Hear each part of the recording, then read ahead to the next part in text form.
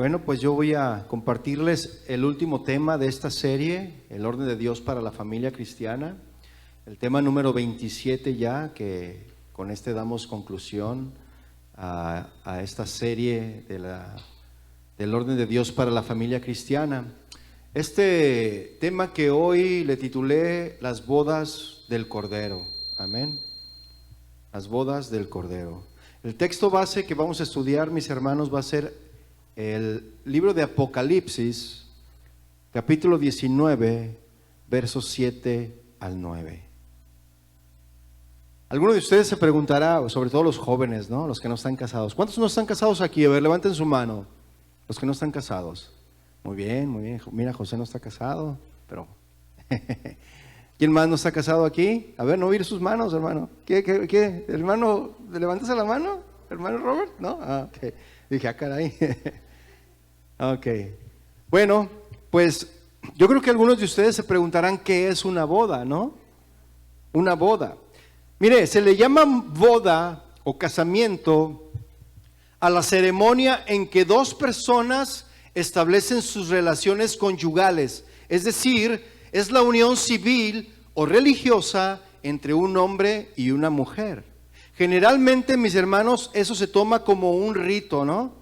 Que sirve como un evento de tipo formal para oficializar la unión entre dos individuos ante alguien más, que usualmente funge como un ente regulador, ya sea un pastor o un juez, ¿verdad? La palabra, mis hermanos, esta palabra de boda, se origina de un vocablo latín, ¿verdad? Votum, que significa voto. Y algunos hacen sus votos, ¿verdad? Delante de la gente. En relación a esta palabra voto, eso significa en relación al juramento que hacen los novios al momento de hacer entrega de los anillos. ¿Cuántos se juraron? Juro, ¿qué? Serte fiel, ¿sí? Juro, prometo, ¿verdad? Prometo serte fiel, prometo estar contigo en lo próspero, en lo adverso, en la salud, en la enfermedad. ¿Cuántos prometieron eso? No se haga, a ver, levante la mano, porque algunos a lo mejor no lo están cumpliendo, ¿verdad? Pero para los cristianos, mis hermanos, el matrimonio va mucho más allá de un pacto terrenal, ¿sí? Es la representación espiritual de su relación con Dios, ¿sí? Eso es. Dentro de esta tradición, mis hermanos, el significado de la Biblia es en una boda. Es muy relevante, mis hermanos, de mucha relevancia, ¿sí? Y esto, la boda representa el manual de Dios en la Biblia, que representa el manual de Dios para la vida, el cual es entregada al esposo, ¿verdad? Y dentro de Proverbios, mis hermanos, explica que el hombre, sea padre o esposo, debe liderar a su familia en el ámbito espiritual. Y ya lo hemos visto, mire. Todo lo que le estoy diciendo es casi un resumen de lo que hemos visto en toda esta serie, ¿verdad? Ya vimos que el varón es cabeza de hogar, no es cabezón, es cabeza, aunque algunos son cabezones, ¿verdad? Pero ya lo vimos. Entonces, como cristianos, mis hermanos, es sumamente valioso concentrarse en el propósito del matrimonio. Amén. La clave es la relación de la pareja y Dios. Los ejemplos dentro de la Biblia, mis hermanos, alientan a entrar a un matrimonio que honra no solo a la pareja, sino que también honra a Dios. ¿Cuántos dicen amén? Y en la ceremonia del matrimonio, mis hermanos, la Biblia guía a entrar en un pacto que honra entonces a Dios, donde se somete a su voluntad. Debemos de someternos a la voluntad del Señor, dando una demostración pública del compromiso que se está realizando, ¿sí? Y el verdadero significado de la Biblia de una boda o en una boda, mis hermanos, por lo tanto, es permitir demostrar el compromiso al que se somete la pareja ante Dios. Amén. Y en este caso que hoy vamos a ver, mis hermanos, es la iglesia del Señor que se compromete o está comprometida con el novio, que es ¿quién? Cristo Jesús. Amén. Mire, abra entonces su Biblia y en Apocalipsis 19, verso 7. Apocalipsis 19, verso 7. No hay pierde, mis hermanos, es el último libro de la Biblia. Por si algunos lo están buscando al inicio, no, está al final, mis hermanos, ¿sí? ¿Lo tiene? Apocalipsis 19:7, ¿sí? Dice, gocémonos y alegrémonos y démosle gloria, porque han llegado las bodas del Cordero y su esposa se ha preparado. Y a ella se le ha concedido que se vista de lino fino, limpio y resplandeciente, porque el lino fino es las acciones justas de los santos. Y el ángel me dijo, escribe, bienaventurados los que son llamados a la cena de las bodas del Cordero. Y me dijo, estas son palabras verdaderas de Dios. Vamos a orar, mis hermanos. Gracias, Señor, te damos hoy en esta tarde por el privilegio que nos das de compartir tu palabra, Señor. Tu palabra que es viva, es eficaz, tu palabra que penetra en lo más profundo de nuestro ser. Te rogamos, Señor, que tu palabra discierna nuestros pensamientos y las intenciones de nuestro corazón. Habla, Señor, a nuestras vidas. Habla, Señor, a nuestro ser, porque queremos, Señor, obedecerte y caminar en obediencia en tu palabra, Señor.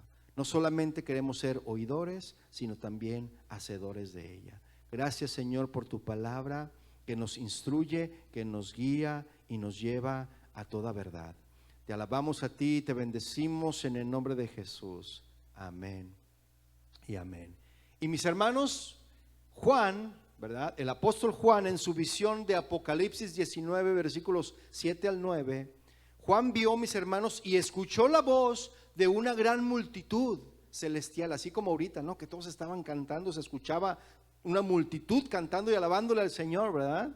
Entonces él escuchó esto, Juan, que estaban alabando a Dios una multitud, porque la fiesta de las bodas del Cordero, mis hermanos, literalmente la cena de las bodas estaba por comenzar. ¿Cuántos han sido invitados a una boda? Y normalmente pues llegas antes del que lleguen los novios, ¿sí o no?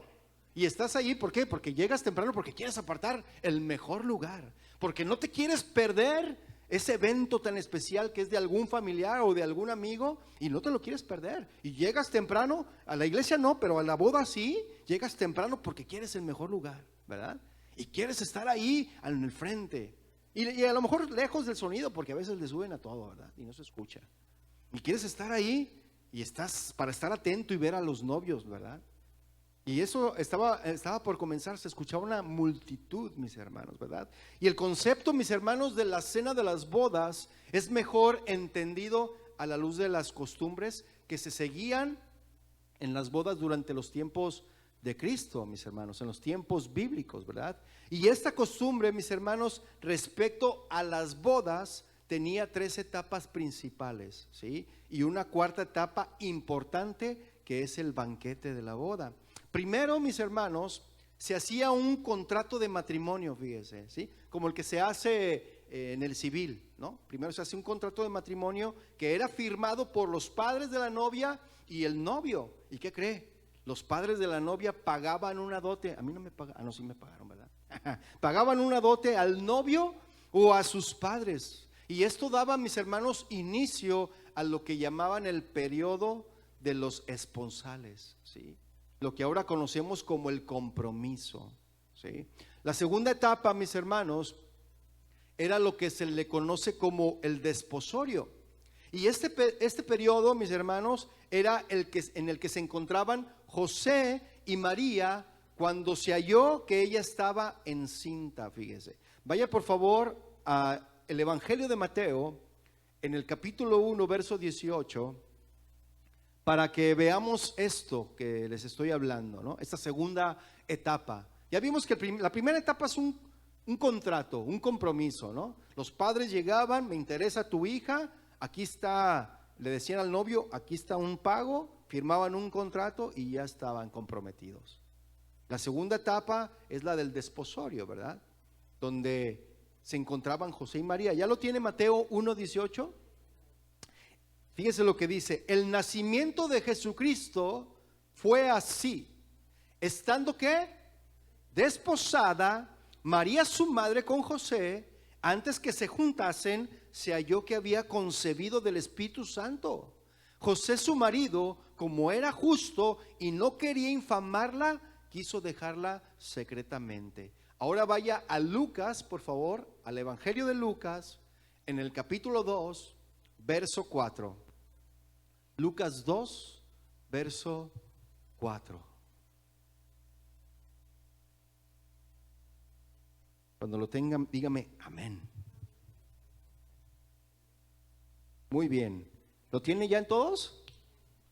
Dice la palabra del Señor en Lucas 2:4. Dice: y José subió de Galilea, de la ciudad de Nazaret, a Judea, a la ciudad de David, que se llama Belén, por cuanto era de la casa y familia de David. Versículo 5 dice: para ser empadronado con María su mujer, ¿qué más? Desposada con él, la cual estaba encinta. La palabra clave, mis hermanas y hermanos, que vimos en ambas porciones de la Biblia es la palabra ¿cuál?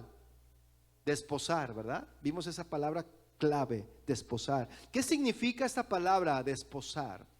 Mire, esta palabra desposar es el acto de contraer compromiso matrimonial. Entre los israelitas, mis hermanos, se consideraba como algo muy serio, aun cuando no se hubiera consumado la unión. Era algo muy serio, ¿sí? Y la violación a este pacto, mis hermanos, equivalía al adulterio, ¿sí?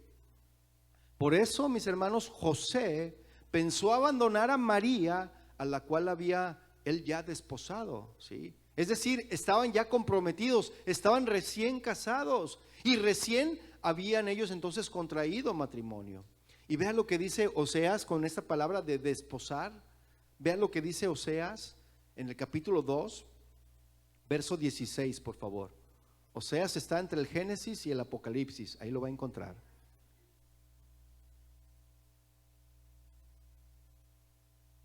Oseas 2, 16. Entonces aquí en estos versículos que vamos a leer, mis hermanos, Oseas nos menciona esta misma palabra que les estoy hablando, pero es el Señor mismo hablando a su pueblo de una forma muy particular. Y ponga atención, cómo el Señor le habla a su pueblo. ¿Quiénes de aquí son del pueblo del Señor? Amén. Vean lo que dice Oseas 2, 16. ¿Ya todo lo tienen? Si no, yo se lo leo. Dice: en aquel tiempo, dice Jehová, me llamarás Ishi, esto es mi marido. Eso significa, ¿no? Y nunca más me llamarás Balí, esto significa mi Señor. Verso 17 dice: porque quitaré de su boca los nombres de los Baales y nunca más se mencionarán sus nombres. En aquel tiempo haré para ti pacto con las bestias del campo, con las aves del cielo y con las serpientes de la tierra, y quitaré de la tierra arco y espada y guerra, y te haré dormir segura. Versículo 19 dice: ¿y te qué? Te desposaré conmigo para siempre. Te desposaré conmigo en justicia, juicio, benignidad y misericordia. Y versículo 20 dice: y te desposaré conmigo en fidelidad y conocerás a Jehová. Y mire estas palabras, antes de desglosar esto, vamos a ver la versión palabra de Dios para todos. Si ustedes traen su device, si traen su celular, quiero que me acompañe para que escuchemos. Si no, pongamos atención a lo que dice esta versión palabra de Dios para todos. Esta misma versión, y creo que queda más entendido. Son palabras del Señor para su pueblo, para su iglesia, para su novia, mis hermanos. Vea lo que dice la palabra de Dios en Oseas 2:16, en la versión palabra de Dios para todos. Dice: esto dice el Señor: en ese momento dejarás de llamarme Señor y me llamarás esposo mío. Yo quitaré de su boca los nombres de esos dioses falsos y ya nadie los recordará. Fíjese, Dios quiere que solamente, o sea, Él nos cela. Él quiere que nosotros tengamos esa relación, solamente Dios y nosotros, y que no metamos a otros dioses, mis hermanos. Versículo 18 dice: en ese tiempo haré un trato a favor de los israelitas con los animales salvajes, las aves del cielo y todo lo que se arrastra sobre la tierra. Acabaré con los arcos, las espadas y la guerra para que puedan dormir tranquilos. O sea que va a haber tranquilidad, mis hermanos. Versículo 19 dice: Israel, pueblo de Dios, iglesia mía, me comprometo. Fíjense, está haciendo sus votos el Señor. Así como cuando usted se casó y hizo sus votos delante del Señor, porque aquí hay varios que hicieron sus votos, ¿verdad? Delante del Señor. Dice: me comprometo como esposo tuyo para siempre, y haré lo correcto y tendré fiel amor. Te prometo ser compasivo. Fíjense, el Señor está prometiendo ser compasivo, tener compasión. ¿Sí? Me comprometo contigo a serte fiel, y conocerás de verdad al Señor. Wow, qué tremendo, ¿no? Del Señor, mis hermanos, lo que dice, lo cumple. Y ya desglosando la versión de la Reina Valera, Oseas 2:16, vamos a leer el versículo 16 y dice: en aquel tiempo, dice Jehová, me llamarás Ishi. O sea, esto es marido. Con gran anticipación, mis hermanos, Dios espera con ansia el día cuando la relación sea genuinamente restaurada con su pueblo. Eso desea el Señor. Él quiere una relación íntima de amor con su pueblo. Él quiere eso, mis hermanos, tener una relación íntima entre usted y el Señor. ¿Sí? Él quiere una relación íntima de amor con su pueblo, y anhela el día cuando su pueblo tendrá un amor y compromiso como de matrimonio a su Dios. Él espera eso, que tengamos ese compromiso. Y vea lo que continúa diciendo, dice: y nunca más me llamarás Bali, es decir, mi Señor. Mire, Dios, mis hermanos, no estaba satisfecho con una relación basada en el temor o enfocada en la obediencia para con su pueblo, donde solamente su pueblo tenía la idea primordial de Él como de un amo, que todo lo que Él decía era una relación de: sí, lo que tú digas, Señor. Debe ser una relación más íntima, ¿sí? Más familiar, más cercana, mis hermanos. Él quería una relación donde su pueblo, su iglesia, pensaran en Él como su esposo. Qué tremendo, ¿no? ¿No lo cree? Y esa palabra Ishi es lo que significa esposo. ¿Cómo es esta relación, mis hermanos, entre esposos? ¿Cómo es? ¿Alguien de aquí puede decirlo? ¿Cómo es esa relación? Le doy permiso de que diga algo. ¿Cómo es? ¿No se atreve? ¿No se anima? Mire, la mujer se siente amada, ¿sí o no, mujeres? En una relación como esposos se siente protegida, se siente cuidada, se siente atendida, y el esposo suple todas y cada una de sus necesidades, ¿sí o no, mujeres? Hoy no las oí convencidas, hermana. Hermanos, ¿qué pasó? Me parece que no están cumpliendo. El esposo suple todas y cada una de sus necesidades. Por lo tanto, mis hermanos, la esposa se somete a ese amor sin que le cueste trabajo someterse. Se somete por amor.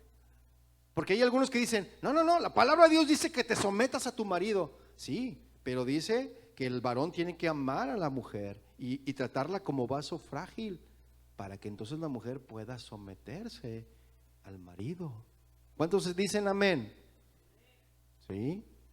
Entonces, ella se somete sin que le cueste trabajo, ¿verdad?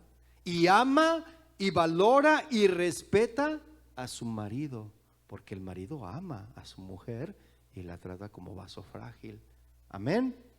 Versículo 17 de Oseas dice: porque quitaré de su boca los nombres de los Baales, y nunca más se mencionarán sus nombres. En hebreo, mis hermanos, el nombre Baal viene de la palabra Bali, ¿sí? Y las dos palabras suenan parecidos, ¿sí o no? Y eran los Baales, mis hermanos, los ídolos de las naciones, quienes querían esta relación de amo-esclavo con el hombre, ¿eh? Pero no el Señor Dios, mis hermanos. Él quiere una relación basada en el amor, basada en el compromiso con su pueblo. Y versículo 18 dice: en aquel tiempo Haré para ti pacto con las bestias del campo, con las aves del cielo y con las serpientes de la tierra, y quitaré de la tierra arco y espada y guerra, y te haré dormir segura. Finalmente, mis hermanos, esta bendición de una relación restaurada resulta, mis hermanos, en una tierra totalmente transformada. ¿Cuántos de aquí han sido restaurados en su matrimonio por el Señor? ¿Cuántos de aquí fueron restaurados? ¿Sí? Entonces viene la restauración, ¿verdad? Y después de la restauración viene la transformación. Amén. Entonces, con eso que habla de las bestias del campo es que está transformando todo, ¿verdad? Ahí, todo lo que contiene ese pueblo de Israel. Y políticamente también, ¿verdad? Está transformando. Y esta bendición, mis hermanos, será cumplida en la tierra del milenio también. ¿Cuántos han escuchado acerca de esto? ¿Sí? Pero podemos llegar a conocer el poder transformador de una relación restaurada justo ahora, mis hermanos. Él puede restaurarnos. ¿Sí o no? ¿Sí o no, mis hermanos? Digan la verdad, porque aquí yo he visto cómo el Señor ha restaurado a matrimonios también.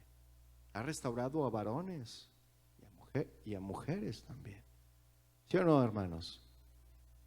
Versículo 19 dice, fíjese lo que dice, y te desposaré conmigo para siempre. ¿Cuántos quieren eso? Para siempre. Te desposaré conmigo en justicia, juicio, benignidad y misericordia.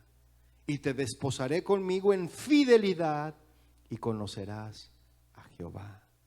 Cuando la relación, mis hermanos, con Jehová sea finalmente restaurada, jamás volverá a ser quebrantada, mis hermanos.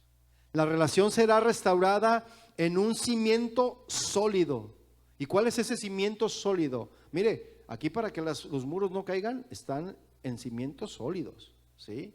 Vienen los vientos. Bueno, si viene un terremoto, el Big One que le llaman, que están esperando todos, quizás se caigan los muros, pero quizás algunos no, ¿verdad? ¿Por qué? Porque están cimentados en algo sólido, ¿verdad? Y este cimiento sólido que está hablando, esta restauración de un cimiento sólido que habla la palabra es en justicia, en juicio, en benignidad y misericordia, ¿sí? Y resultará en una relación más y más profunda. Porque dice ahí, conocerás a Jehová. ¿Cuántos quieren conocer al Señor? Mire, al Señor no vamos a terminar de conocerlo nunca, de verdad se lo digo. O sea, nos vamos a terminar muriéndonos y no vamos a terminar de conocerle. Porque el Señor siempre tiene nuevas, cada mañana, ¿qué? Misericordias. Cosas nuevas cada mañana Él tiene para nosotros, para sus hijos. Y jamás vamos a terminar de conocerle en todo su esplendor, mis hermanos. Quizás en algo, nada más en teoría, pero es bien difícil que podamos conocerle completamente, mis hermanos. Entonces, es como una relación de un matrimonio, ¿no? Que es más y más profunda. Usted cuando recién se casó, pues apenas, usted era novio, ¿verdad? Y conocía una fachada nada más de la que era su novia, y la que era novia conocía una fachada nada más del novio. Pero cuando se casaron y estaban recién casados, bueno, vino la luna de miel y todo era hermoso. Pero pasó la luna de miel y ¿qué pasó, mis hermanos? ¿Tú viste que él tenía unas malas mañas? O más bien que hacía cosas que tú no hacías, que estabas acostumbrada en tu casa a hacerlas diferente. Y él se dio cuenta que tú hacías cosas que no estaba él acostumbrado a hacer en su casa, ¿sí? Entonces tuvieron que adaptarse, y en ese adaptarse y conocerse más, en un conocimiento, en una relación más profunda, pues hubo algunas fricciones, ¿verdad? Hubo algunos conflictos, ¿no? El marido se salía de bañar y dejaba la toalla tirada en el baño, ¿verdad? Y aventaba algunos, bueno, dejaba la toalla, dejémoslo ahí, ¿no? Dejaba la toalla tirada en el baño y a ti te costaba trabajo, ¿verdad? Te costaba trabajo y llegaba la mujer y decía, ay, oye, ya te he dicho que pongas la toalla donde va, ¿verdad? Y tú, no, sí, está bien. y a la siguiente vez que se bañaba, si es que se bañaba, otra vez la toalla, ¿verdad?, tirada en el piso. Y hasta que se fue acostumbrando, ¿verdad? Y se hacían pleitos por una toalla, mis hermanos. ¿A cuántos les pasó eso? ¿Nomás a mí? Oh, entonces yo soy el único raro aquí, ¿o qué? ¿Verdad? Entonces, hasta que se fue acostumbrando a ser ordenado tu marido, entonces se acabó ese pleito, ¿sí o no? Pero ahora sigue la mujer, ¿verdad? Así que no quites el casco, hermana. Tú estabas acostumbrado, ¿verdad?, a que, pues no a dar el gasto, pero sí te enseñaron en tu casa a la responsabilidad de dar el gasto, ¿no? Pero pues tenías que administrarlo. Pero cuando te casaste le tuviste que entregar todo a la mujer y la mujer se gastaba todo, ¿eh? Antes de la quincena ya no había dinero para los frijoles. Y tú le decías, oye, ¿qué pasó? Pero si te di el dinero suficiente para, ¿verdad?, el gasto, ¿qué le pasó? No, pues no sé qué le pasó. Oye, ¿y esos zapatos nuevos? ¿Ah? Digo, está bien, o sea, que tienen necesidades de comprarse también su ropa, sus zapatos, pero todo con orden, ¿verdad? Entonces te enojabas y, oye, mira, que no, sabes que yo ya mejor me voy a administrar el dinero, yo lo voy a tratar, yo aquí cuidar y yo voy a encargarme del mandado, ¿verdad? ¿A cuántos les pasó eso? Soy el único raro aquí. Wow. Se me hace que ustedes son de otro planeta, mis hermanos. Entonces es una relación, te vas conociendo. Entonces nosotros tenemos que tener esa relación, mis hermanos, más y más profunda con el Señor, ¿sí? Conocerle cada día más. ¿Cómo? A través de su palabra, a través de tener una relación íntima con Él, en su palabra, en oración. Es como podemos conocerle, a través de las vivencias que vamos teniendo, ¿sí? Así como nos conocemos mutuamente como matrimonios y conocemos nuestras mañas y conocemos dónde nos duele, ¿verdad? Todo eso, igual, mis hermanos. Así como tú conoces a tu esposa y a tu esposo cada día más y mejor, también nosotros tenemos que tener esa relación. ¿Cuántos dicen amén? Y la tercera etapa, mis hermanos, ya hablamos de 2 etapas, ¿verdad? La tercera etapa en el proceso de matrimonio o de las bodas, usualmente ocurría un año después. Estamos hablando de la época de las costumbres judías, ¿sí? Después de un año ocurría la tercera etapa de la boda. Y cuando el novio era acompañado, ¿verdad?, por sus amigos varones, iban a la casa de la novia a medianoche, creándose un desfile con antorchas que iban a través de las calles, ¿sí? Y la novia sabía con anticipación que esto iba a suceder, así que ella estaba preparada con sus doncellas, y todas estas doncellas se unían al desfile que terminaban en la casa del novio, Y si no me cree, esta costumbre está basada en la parábola de las 10 vírgenes, allí en Mateo 25, vaya por favor ahí. Mateo 25, versículos 1 al 13. Entonces estas 10 vírgenes, mis hermanos, salen para encontrarse con el esposo, ¿verdad?, en la boda. Un año después. Esa era la costumbre. Mateo 25, 1, ¿lo tiene?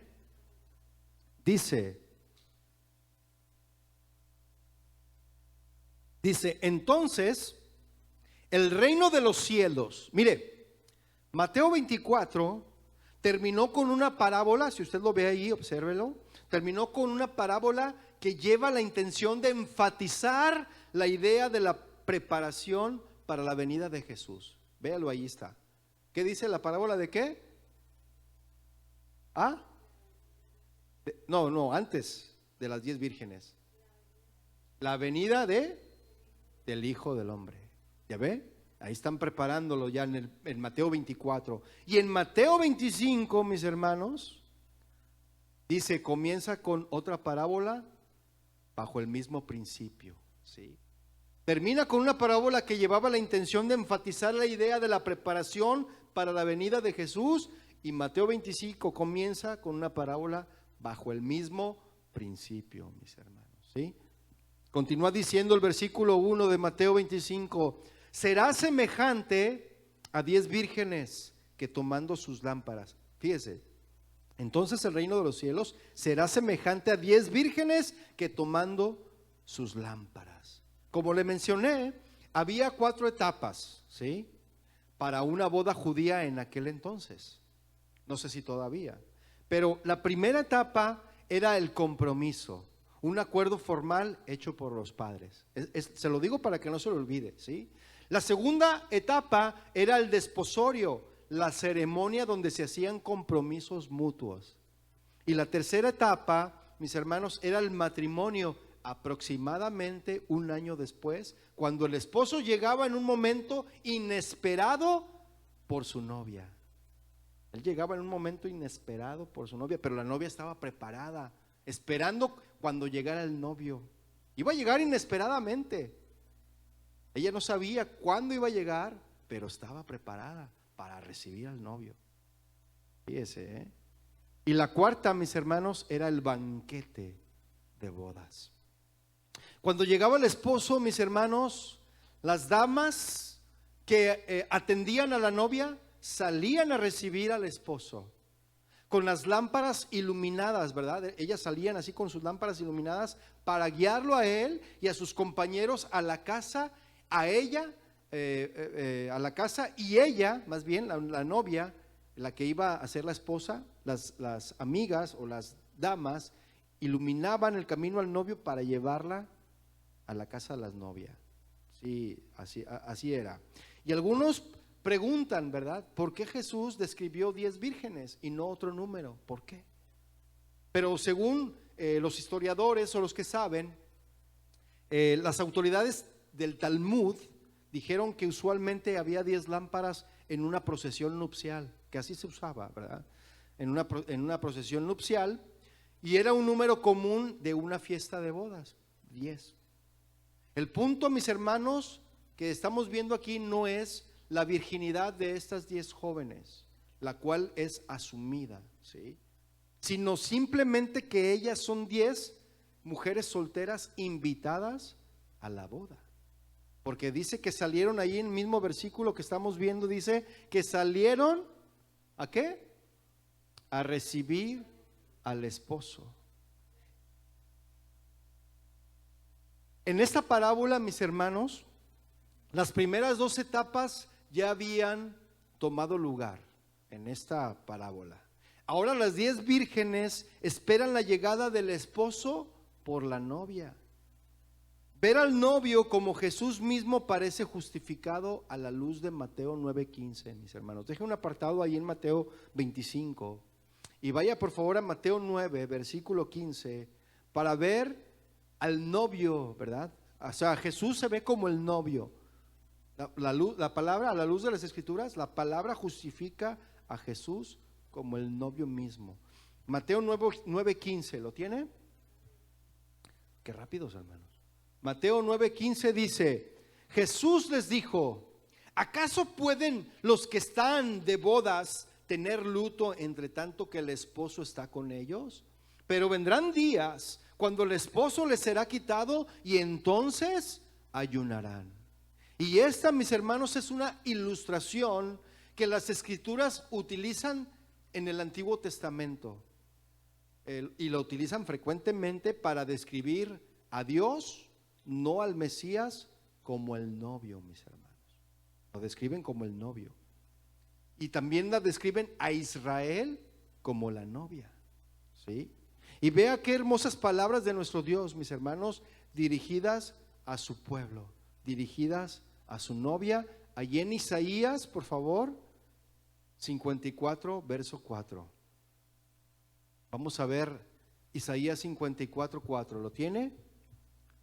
Vea qué hermosas palabras del Señor para su novia. ¿Cuántos son la novia del Señor? Amén.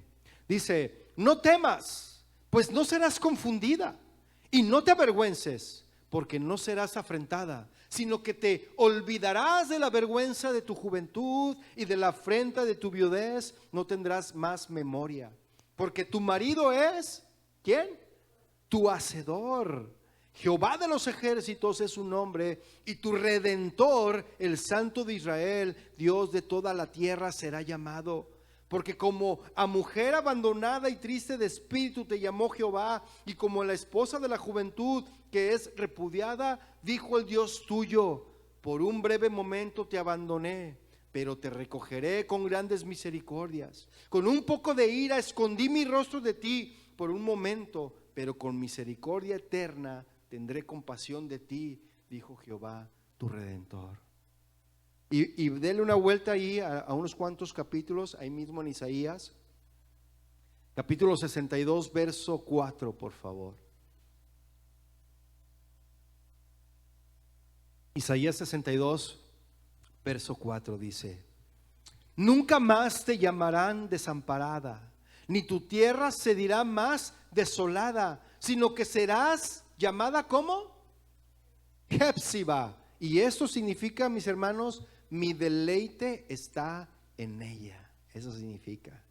Y tu tierra Beula, esto es desposada, porque el amor de Jehová estará en ti. Qué tremendo, ¿no? Y tu tierra será desposada. Versículo 5 dice: pues como el joven se desposa con la virgen, se desposarán contigo tus hijos. Y como el gozo del esposo con la esposa, así se gozará contigo el Dios tuyo. Pensé que le iba a dar gusto, mi hermana, mi hermano. Y Jeremías 2:2, vea lo que dice rápidamente hablando de esto. Otro versículo más para dar apoyo a esto. Jeremías 2:2. Jeremías 2:2. ¿Lo tiene? Dice Jeremías 2:2: anda y clama a los oídos de Jerusalén, diciendo: así dice Jehová, me he acordado de ti, de la fidelidad de tu juventud, del amor de tu desposorio, cuando andabas en pos de mí en el desierto, en tierra no sembrada. Y sabe una cosa, mis hermanos, hablando de esa relación íntima con el Señor, ¿cuántos de aquí hemos pasado por adversidades? Hemos pasado por dificultades, por situaciones que decimos: híjole, solamente Dios puede. Y algunos, mis hermanos, cuando pasan por situaciones así, lo que optan es echarle la culpa a Dios. Y lo que optan es mejor alejarse, apartarse de Dios, en vez de aferrarse más. Y es lo que está diciendo: me estoy acordando de ti, de tu fidelidad, dice el Señor, de tu amor, de tu desposorio, cuando andabas en pos de mí en el desierto. ¿Cuántos hemos pasado por desiertos? Pero es cuando más debemos de buscar al Señor, ¿sí? En tierra no sembrada. Y regresando a Mateo, mis hermanos, 25, donde usted hizo su apartado, veremos en los siguientes versículos, del versículo 2 al 13, vamos a ver que se les niega, ¿verdad?, la entrada a las mujeres jóvenes no preparadas. Fíjese. Vea el versículo 2, ¿lo tiene? Dice: 5 de ellas eran, ¿cómo eran? 5 de ellas, ¿cómo? Prudentes. Y 5 de ellas eran, ¿cómo? Insensatas. Algunas eran prudentes y estaban preparadas para el esposo, mis hermanos. ¿Qué significa la palabra prudente? ¿Qué significa aquí? La prudencia, mis hermanos, es una palabra griega, phronesis, de una palabra, de una raíz, phroneo, que significa, o que quiere decir, tengo juicio, pienso rectamente o aconsejo. Eso significa esta palabra. Y es, mis hermanos, desde la antigüedad, una habilidad ligada a la praxis, a la capacidad virtuosa de regalar de manera conveniente y ordenada las acciones para llegar a un fin establecido. Por lo que prudencia es entonces templanza, cautela, moderación, sensatez, buen juicio. Y consiste, mis hermanos, la prudencia en discernir y distinguir lo que es bueno de lo malo, ¿sí? Para seguir lo bueno y para huir de lo malo. Amén. Entonces, eso es prudente, ¿sí? Saber distinguir, discernir entre lo bueno y lo malo. Y dice también las Escrituras que algunas eran insensatas, ¿verdad? Y no estaban preparadas. ¿Qué significa esta palabra, mis hermanos, insensatez? ¿Qué significa? En la Biblia las palabras insensatez o necio no se refieren a la persona que carece de la capacidad mental. No se refiere a eso. Sino por lo general, una persona insensata se le considera al que desprecia la razón y sigue un proceder insensato moral contrario a las normas justas de Dios. A eso se le considera una persona insensata. Entonces, literalmente significa una persona insensata sin entendimiento o carencia de conocimiento. Amén. ¿Tiene sueño mi hermano o qué? ¿O tiene calor? ¿O qué? Veo que algunos están como que se quieren ir con Morfeo, con el más feo. Entonces, sabiendo, mis hermanos, estos conceptos de los versículos, en los versículos 3 y 4, vean lo que nos dicen, una vez sabiendo estas definiciones de prudente e insensato. Dice aquí, vea, las insensatas tomando sus lámparas, ¿qué hicieron? No tomaron, más bien no hicieron, ¿verdad? No tomaron consigo aceite. Las 5 vírgenes, mis hermanos, insensatas, parecían estar preparadas para el esposo, porque tenían su lámpara. Estaban preparadas para recibir al esposo, porque ahí tenían la lámpara en la mano. Pero realmente, mis hermanos, no lo estaban, porque no tomaron consigo aceite.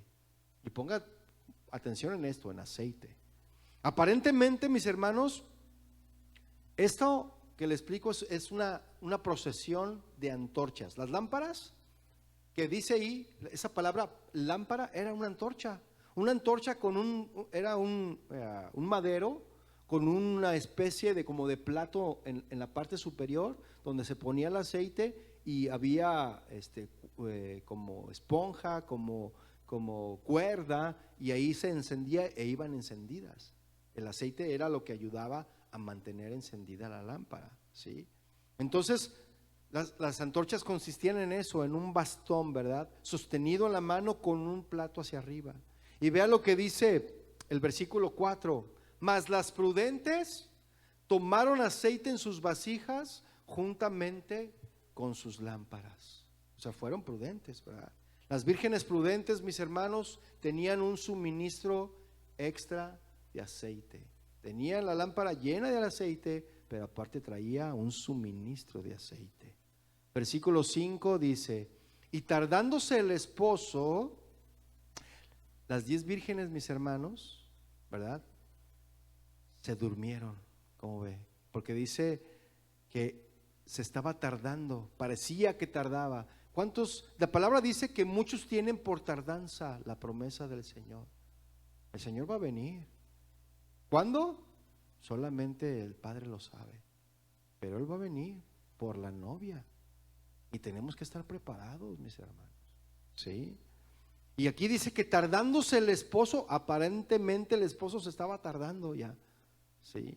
Y esta parábola, las prudentes y las insensatas se durmieron, mis hermanos. Pero las prudentes estaban preparadas para actuar de inmediato cuando fueran despertadas inesperadamente. ¿Sí? Las insensatas no estaban preparadas. Ellas estaban esperando para escoltar al esposo en esa procesión festiva, ¿no? Para hacer la fiesta. Y probablemente, mis hermanos, en la última etapa de las ceremonias, mientras lleva a su esposa a casa para el banquete de boda, también tenían que escoltarles con esas lámparas. Entonces cabecearon, dice, todas, ¿y qué pasó? Se durmieron, profundamente dormidas, así como algunos aquí, ¿no? Versículo 6 dice,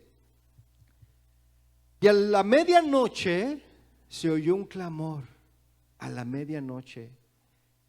Y aquí viene el esposo, decía, ¿verdad? Salid a recibirle. Versículo 7 dice, entonces todas aquellas vírgenes se levantaron y arreglaron sus lámparas. Dijeron, ay, ahí viene el novio. Y se levantaron todas, ¿verdad? Las sensatas y las insensatas también. En una hora inesperada el esposo vino, mis hermanos, para la boda. para la corte nupcial, ¿verdad? Todas aquellas vírgenes inmediatamente entonces comenzaron a preparar sus lámparas para encenderlas.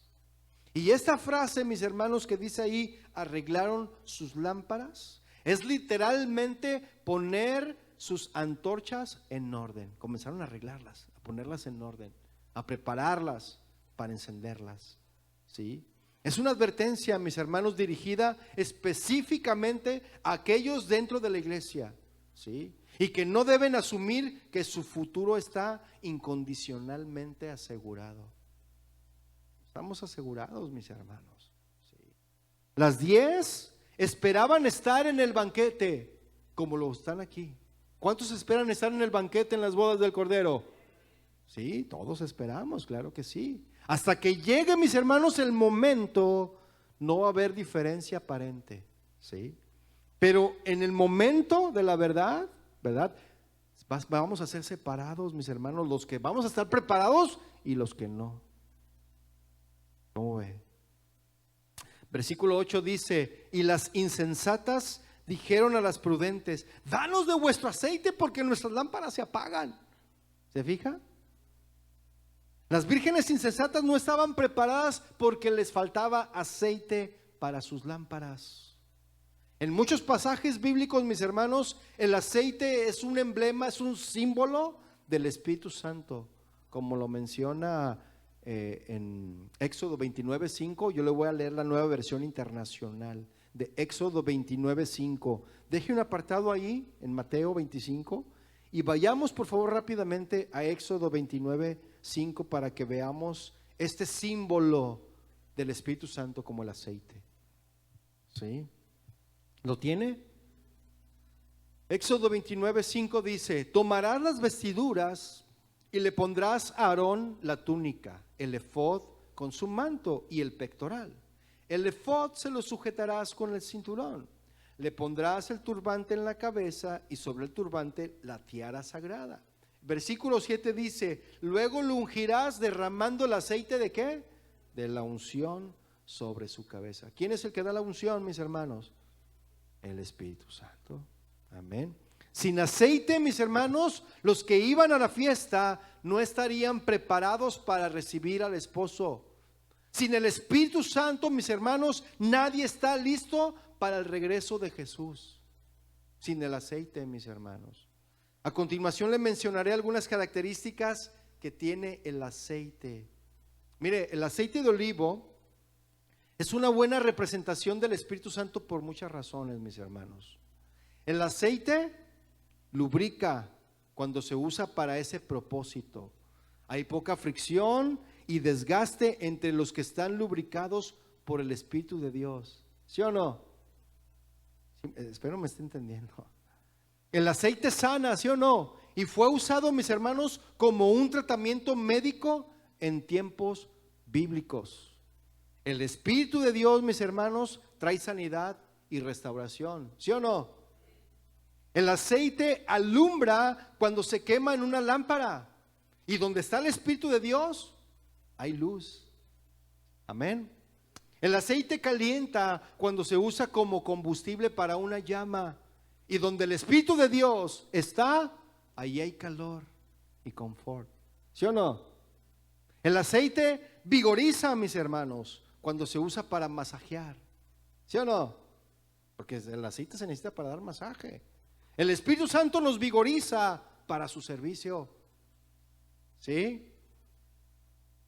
El aceite adorna, mis hermanos, cuando se aplica como perfume, porque también el aceite se usa como perfume. El Espíritu Santo nos adorna y nos hace ver más agradables a los que nos rodean. Amén. El aceite pule, mis hermanos, cuando se usa para bruñir el metal. Y el Espíritu Santo nos limpia de mugre y nos alisa de nuestras asperezas.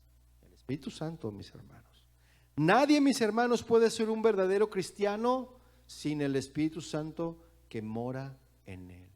Como dice Romanos 8:9. Sin embargo, ustedes no viven según la naturaleza pecaminosa, sino según el Espíritu.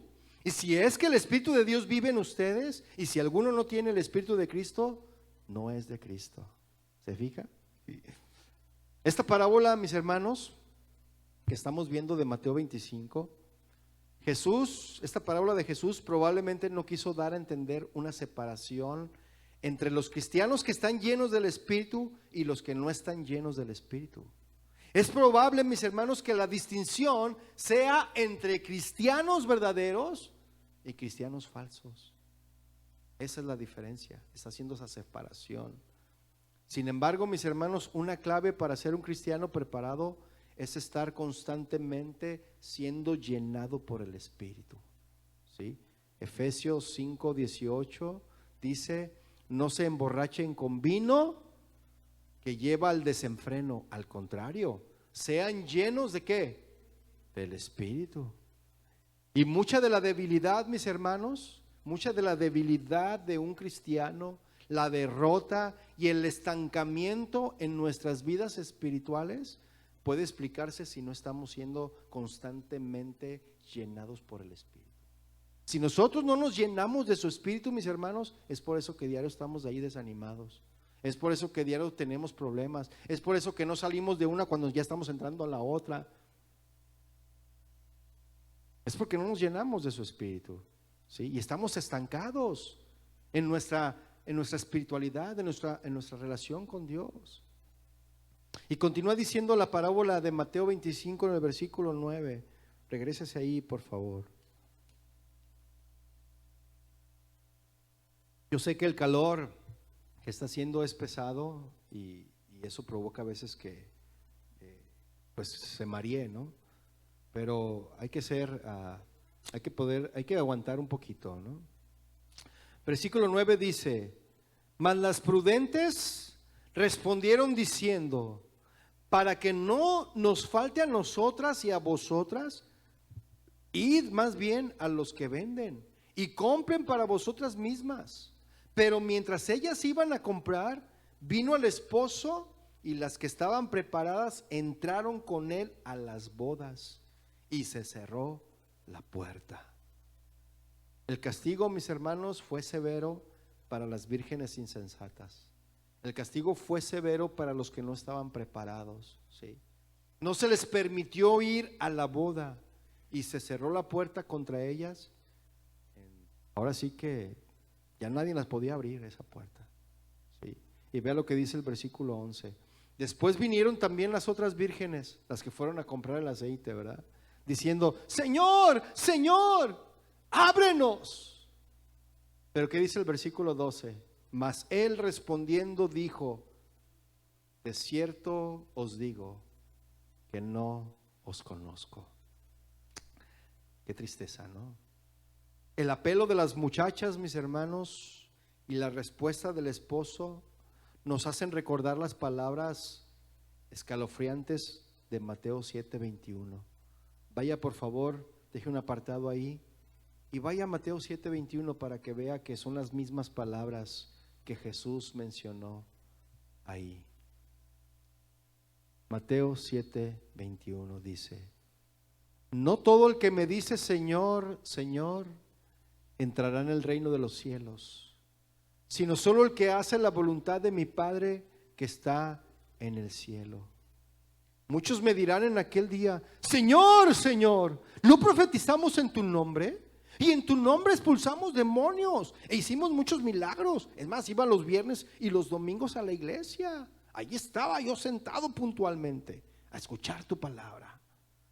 Entonces les diré, dice el versículo 23 claramente: jamás los conocí. Aléjense de mí, hacedores de maldad. No los conozco. Esta, mis hermanos, es una fórmula decisiva de rechazo, más que una mera declaración de hecho. Y sabe una cosa, mis hermanos, si nosotros no tenemos una comunión íntima con el Señor, como lo hemos venido diciendo, de conocerle cada vez más, puede llegar el día en que nos topemos con esa sorpresa. Él nos diga: ¿sabes que no te conozco? Yo nunca tuve intimidad contigo. Tú nunca te acercaste conmigo. Nunca tuviste un tiempo de oración conmigo. Nunca buscaste mi palabra. Puede llegar ese momento, mis hermanos. Y nos puede pasar como a estas vírgenes imprudentes. Por eso debemos de estar preparados, tal y como dice la palabra. Y una vez cerrada esa puerta, mis hermanos, nunca será abierta.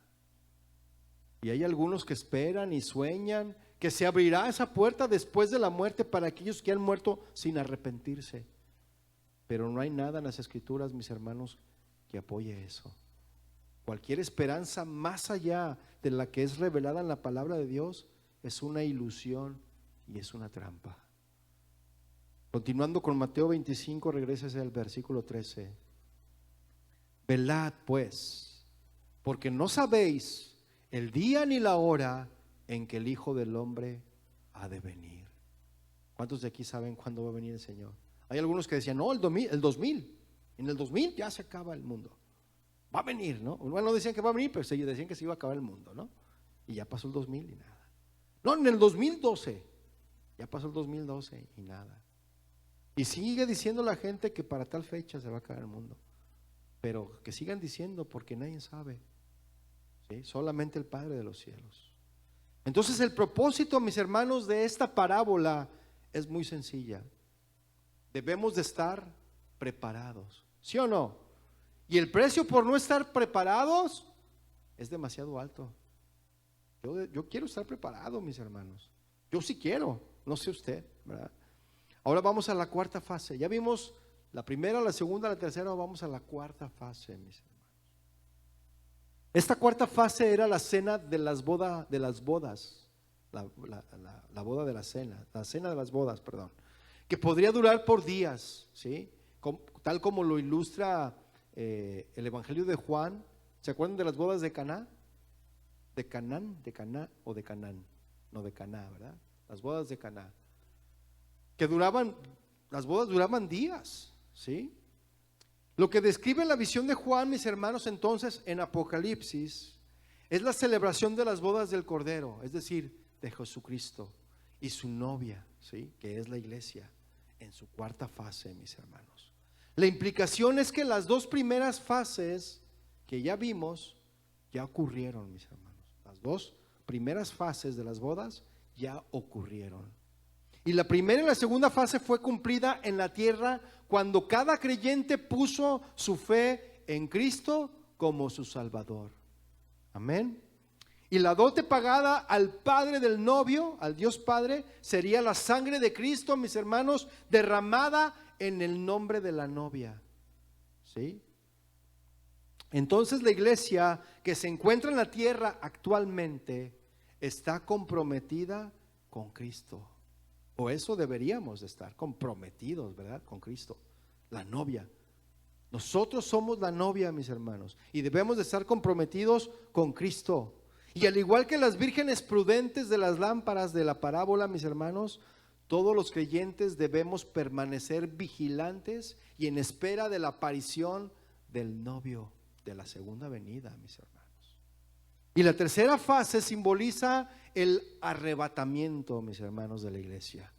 Cuando Cristo viene a reclamar a su novia y se la lleva a la casa de su Padre. Esa es la tercera etapa, ¿sí? Ya vimos que el novio iba a la casa de la novia para llevársela a su casa, ¿verdad? Y esa es la tercera etapa. Entonces, mis hermanos, la cena de las bodas será el cuarto y último paso. Vayamos, mis hermanos, para ir cerrando al libro de Apocalipsis 19, versos 6 al 9. Apocalipsis 19, 6. Ya para ir cerrando, mis hermanos. Mire, ahí está. Apocalipsis 19, 6, ¿lo tiene? Y oí como la voz de una gran multitud, como el estruendo de muchas aguas, y como la voz de grandes truenos que decían: aleluya, porque el Señor nuestro Dios Todopoderoso reina. Y esto, mis hermanos, es la alabanza en la tierra. Esta es una alabanza, y la alabanza que nosotros hacemos aquí, mis hermanos, es muy pequeña comparada con la alabanza que va a haber en el cielo. Solamente es un ensayo. Lo que hacemos aquí, mis hermanos, es un ensayo para lo que vamos a hacer en el cielo, porque en el cielo va a ser día y noche. alabando y exaltando a nuestro Dios, ¿sí? Declarando sus grandezas. Aquí solamente es un ensayo, mis hermanos, nada más, ¿sí? Y en este punto, mis hermanos, Apocalipsis se aproxima a la consumación del plan de Dios para toda la historia. Así que también llegamos al máximo de la alabanza, mis hermanos. Y esto es, obviamente, una alabanza fuerte, una alabanza estruendosa, una alabanza entusiasta, ¿verdad? Así como la que hicimos hace rato, ¿sí o no? Todos estábamos aplaudiendo, cantando, nos gozábamos, ¿verdad? Y aunque es imposible alabar y adorar a Dios con un enfoque en nuestros sentimientos o nuestra expresión desordenada, ¿no? A veces es imposible, pero tenemos que hacerlo de una manera entusiasta, ¿no? Ordenada, claro, pero fuerte, exaltando a nuestro Dios. Entonces no debemos de adorar a nuestro Dios solamente a medias, mis hermanos, ¿sí? No debemos de adorarlo a medias, como si fuera nuestro deber bendecir a Dios. Algunos ven esto como algo aburrido. La alabanza la ven así como aburrida algunos, ¿verdad? Y quisiéramos que terminara lo más rápido posible, mientras más pronto, mejor, dicen algunos. Pero el salmista dijo: bendice alma mía al Señor, y todo lo que está dentro de mí, bendiga su santo nombre, ¿sí? Y nosotros debemos contagiarnos, mis hermanos, con esta adoración del versículo 6, para que nosotros también podamos decir: alma mía, despierta y reúne todas las fuerzas que están en ti. Y vamos, ¿verdad? Y le dices a tu hermano: vamos, levántate, alma mía, y adoremos al Señor. Amén. Y nos contagiamos todos y adoramos. Y todos los deberes cristianos deberían de hacerse con alegría, ¿sí o no, mis hermanos? Pero especialmente en el momento de alabar a Dios. En el momento de alabar a Dios, mis hermanos. Versículo 7 dice: gocémonos y alegrémonos y démosle gloria, porque han llegado las bodas del Cordero. Y una razón por la cual esta gran multitud está tan llena de alabanza, mis hermanos, como ya lo veíamos, ¿verdad? Es porque el tiempo ha llegado de que el Cordero de Dios sea unido a su pueblo, en una unión tan íntima, mis hermanos, que solo puede ser comparada con las bodas de un hombre con su mujer. Por eso es que está esa alabanza, ese estruendo tan maravilloso, ¿verdad? Las bodas del Cordero, mis hermanos, quien es el Mesías, es en una imagen utilizada frecuentemente a través de las Escrituras, ¿no? Pero aquí en el Antiguo Testamento, como lo vimos, Israel es representada como la esposa de Dios, ¿verdad? Quien muy a menudo, esta esposa era muy infiel para con Dios. Y eso lo podemos encontrar en Oseas 2, 19 al 20, en Isaías 54 y en Ezequiel 16. Podemos encontrar la infidelidad de la esposa para con Dios. Y en el Nuevo Testamento, mis hermanos, la iglesia es presentada como la prometida de Jesús, ¿sí? Que espera este día de matrimonio. ¿Cuántos esperan ese día? 2, 3, está bien, con esos basta. Efesios, mis hermanos, nos hace un recordatorio de lo que vimos durante esta serie, ¿sí? Y que Cristo es nuestro modelo a seguir. Él es nuestro máximo ejemplo. Vaya por favor Efesios 5:25 para recordar lo que vimos. Efesios 5:25, algunos lo van a recordar, ¿verdad? Lo que vimos. ¿Lo tiene? Dice ahí: maridos, amad a vuestras mujeres, así como Cristo amó a la iglesia y se entregó a sí mismo por ella, ¿sí? Para santificarla, habiéndola purificado en el lavamiento del agua por la palabra, a fin de presentársela a sí mismo una iglesia gloriosa, que no tuviese mancha, ni arruga, ni cosa semejante, sino que fuese santa y sin mancha. Versículo 28 dice: así también los maridos deben amar a sus mujeres como a sus mismos cuerpos. El que ama a su mujer, a sí mismo se ama, y el que no ama a su mujer, entonces no se ama, ¿verdad? 29 dice: porque nadie aborreció jamás a su propia carne, sino que la sustenta y la cuida, como también Cristo a la iglesia. ¿Sí o no? 30 dice: porque somos miembros de su cuerpo, de su carne y de sus huesos. Por esto dejará el hombre a su padre y a su madre y se unirá a su mujer. Y los dos serán una sola carne. Y grande es este misterio, mas yo digo esto respecto de Cristo y de la iglesia. Y en los tiempos bíblicos, mis hermanos, un matrimonio involucraba dos eventos principales: el desposorio y las bodas, ¿verdad? Por analogía, mis hermanos, la iglesia desposada con Cristo por fe ahora espera la segunda venida. Y cuando el novio celestial vendrá por su novia y regresará, ¿verdad?, al cielo para el banquete de bodas, el cual durará por la eternidad, este banquete, mis hermanos. Yo le vuelvo a preguntar, ¿cuántos quieren estar ahí en ese banquete? Y continúa diciendo el versículo 7 de Apocalipsis 19, y su esposa se ha preparado. ¿Qué es lo que debemos de hacer, mis hermanos, para estar preparados para esta boda? ¿Qué es lo que tenemos que hacer para estar preparados? Hay mucho que nosotros tenemos que hacer, mis hermanos, pero al final es la obra de Dios en nosotros. Amén. Y este punto es enfatizado cuando Juan señala en el versículo 8 de Apocalipsis. Vaya Apocalipsis 8 y dice, Apocalipsis, 19:8.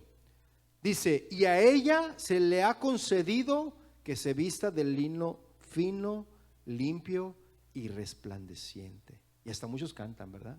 ¿Ha escuchado esa canción? Y a su esposa se le ha concedido que se vista de lino fino. Qué feo canto. Bueno, en esta perfecta unión, mis hermanos, con Jesús, su pueblo estará limpio y resplandeciente delante de él. Limpio, la palabra cátaros es la palabra griega que refleja pureza, lealtad y fidelidad, ¿verdad? Resplandeciente, la palabra lampros, es el color del blanco radiante, ¿verdad? Más radiante que el Tide. Ya ve que el Tide deja la ropa bien blanca, pues esta ropa va a estar más blanca, mis hermanos. Radiante, la cual retrata la glorificación. Porque el lino fino, mis hermanos, son las acciones justas de los santos. Los creyentes son creados para las buenas obras divinas preparadas de antemano. Y estas acciones son justas, son las acciones justas, mis hermanos. Son las que llenan el tesoro de esperanza de la novia de Jesús. Y Pablo habló de su deseo, ¿verdad?, de que los cristianos se presentarán puros delante del Señor. Y yo solo leo, dice la segunda carta a los Corintios 11:2, dice, porque os celo con celo de Dios, pues os he desposado con un solo esposo para presentaros como una virgen pura a Cristo. Y este debiera de ser el deseo de cada obrero cristiano, de cada uno de nosotros. Ese debería de ser el deseo, mis hermanos. Versículo 9 de Apocalipsis 19 dice, y el ángel me dijo, escribe, bienaventurados los que son llamados a la cena de las bodas del Cordero. Bienaventurados, cuán dichosos, felices, contentos, ¿verdad? Los que son llamados a las cenas de las bodas del Cordero. Y en verdad, mis hermanos, son bendecidos por Jesús, porque Jesús mismo ansiosamente anticipa esta cena. Él habló deseosamente del día en que bebería del fruto del vino otra vez con sus discípulos en el reino. No sé si lo recuerda, ¿sí? Porque Mateo 26:29 dijo Jesucristo a sus discípulos, y os digo que desde ahora no beberé más de este fruto de la vid hasta aquel día en que lo beba de nuevo con vosotros en el reino de mi Padre. ¿Sí? Y saben que en una boda hay vino, ¿verdad? Hay vino, y del mejor. En esta boda va a haber del mejor vino, mis hermanos. En aquel día, mis hermanos, todos verán a la iglesia como lo que verdaderamente es: la preciosa novia de Jesús. La novia de Cristo es como un tipo de cenicienta, ¿no?, de hoy día. Ahí sentada Cenicienta, ¿no?, en sus cenizas. ¿Se ha visto la película de la Cenicienta? ¿Sí? Que está ahí barriendo ya con sus las garras, sus mejores garras, ¿verdad? Ahí está la Cenicienta, ¿verdad? Y ella es como su señor, ¿no?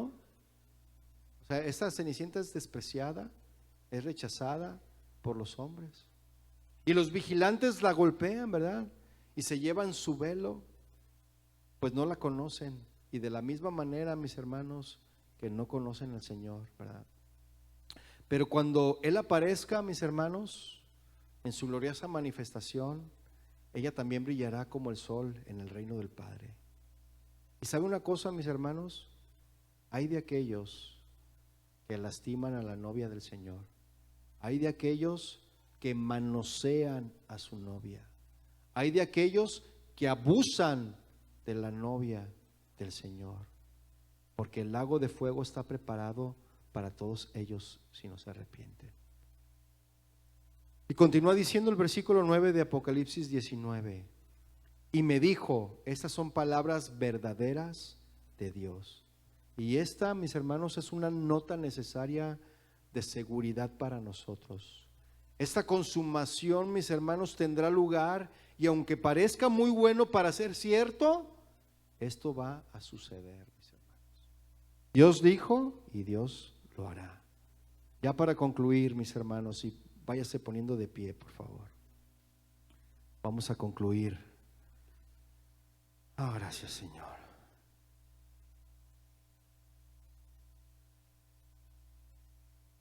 Gracias, Señor.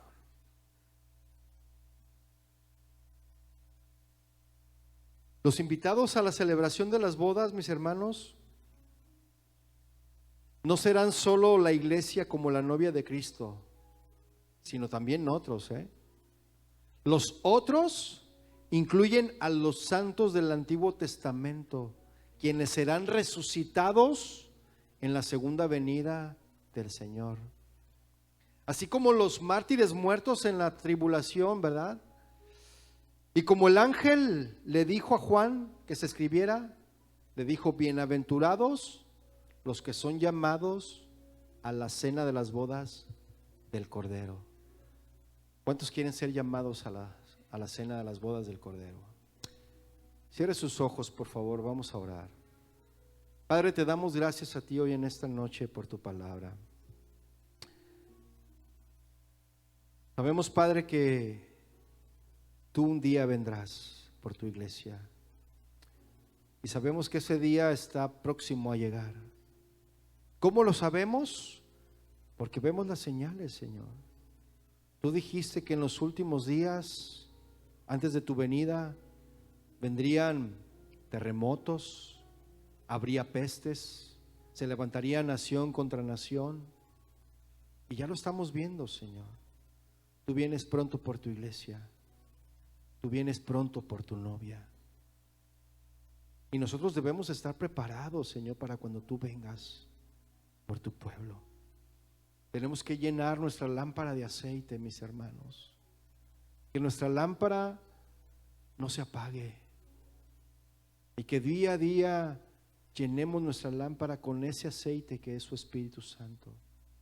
Así que no permitamos, mis hermanos, no permitamos que